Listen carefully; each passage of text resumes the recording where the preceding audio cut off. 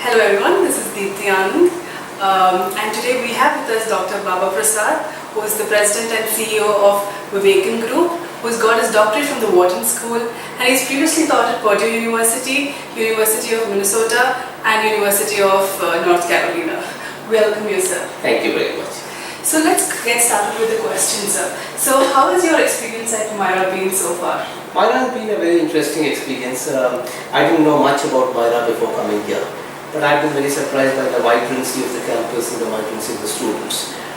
My classes, students have been very participative, which I did not expect because in India typically students like to listen and learn from professors, but I found this a very interactive session.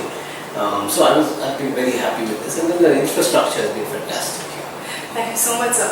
So you previously taught at different universities abroad, and if you could tell us about the course you're teaching, strategy, and your teaching methodology, that would be like great. I try not to make a difference between what I teach in the US and here. So very much this course is what I would have taught in the US.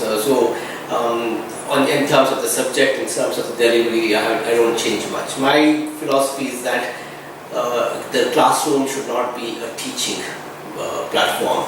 The classroom should be a learning platform. Yes. And especially in a school, in a subject like business management, there's a lot that the professor would not know. And people coming from different experiences in the classroom, students coming with different experiences actually bring a lot of value. So there's learning on all sides. And that's what I try to facilitate always, and which is why dialogue and interaction is very, very important in my courses, and that's very heartening to see that here. Yes, so I've sat in your courses and it's extremely interactive, and this is what we really love about your course. And the next question is, so your research area has been operations and strategy and leadership development, and you've also written a book called Nimble. So if you could tell us about that. Yes. So I graduated, I was a very technical person before, got a master's in computer science, a bachelor's in electrical engineering, and then a Ph.D. in operations management, as mathematical as you can get. But then when I started looking at a particular thing about what was happening in the world, in the business world in the late 90s, early 2000s, where you had all the e-commerce boom and the bust going on, the question came up for me is how does one do strategy when the world is so volatile?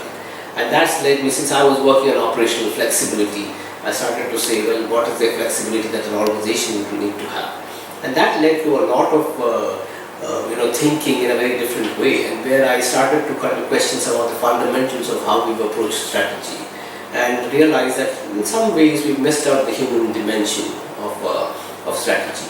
And coming back to the whole notion of turbulence and how do we handle that, as humans we automatically use intelligence when we don't know stuff, when things are changing, when there's a lot of uncertainty.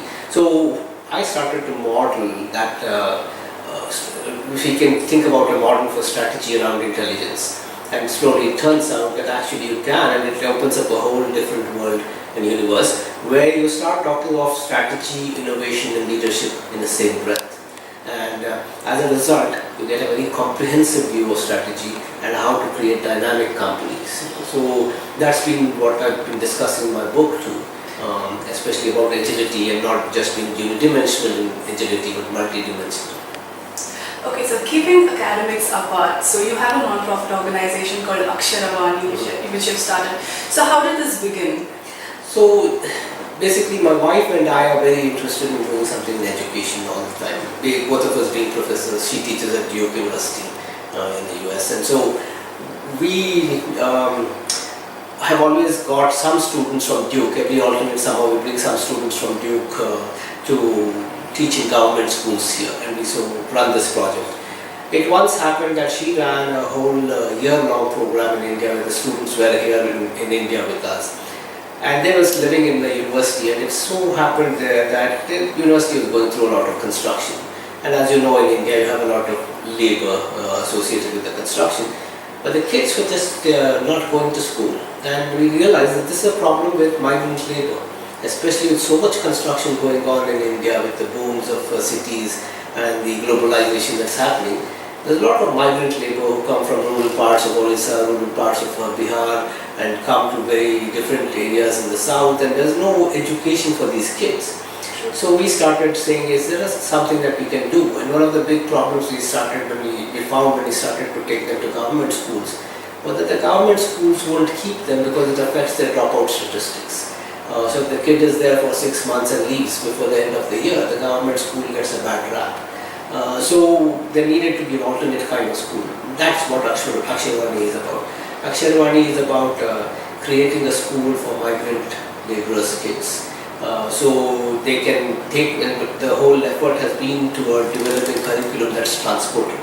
So let's say the parents were working on a labor site in Hyderabad and then move to another city. Then can the kid go to another equivalent school without any kind of pause in the education? So how do we create that uniform kind of curriculum going back to the roots? So that's the thrust behind it. We ran it and it's still running. We started a migrant school, actually a physical migrant school in the University of Hyderabad campus. And now the construction has stopped there, so the school doesn't exist anymore. But we have all the curriculum, etc., that we can actually take to different places. This is an amazing initiative, sir. So before I wrap up, is there anything you want to tell the students of Myra? I think you should be very bold. Okay, Myra, this is a time when the world of business is full of both opportunity and risk. But look at the opportunities more than the risk and don't be weighed down by the risks. Look at all the kinds of opportunities that are opening up because of the globalization, technology movements, and so look at what you can do also entrepreneurially. Because this is a time, like we saw in the strategy course, those of you who attended the strategy course know, there are several entrepreneurs who made it really big, and not just made it big in terms of money, but in terms of world transforming ideas. So one of the significant things, and I think I'm seeing a bit of that here too, is I would urge you very strongly to explore social entrepreneurship, where you're talking about not just making money for yourself and making a big company, but also doing something for society. So there's no need to de-link yourself and make yourself a non-profit, poor Gandhian kind of organization doing social work, or being a rich, fat, entrepreneurial business that's doing everything for themselves. Actually, there's a nice merger between these two, and that's what social entrepreneurship is. And so I would like you to think about exploring ideas in these areas. Sure, sir. Thank you so much. And from the student side, I would like to tell you something. I think by far you're one of the most approachable and nicest professors we have had here, and we're really honored to have you here, sir. Thank you so much. Thank you. It's been my pleasure.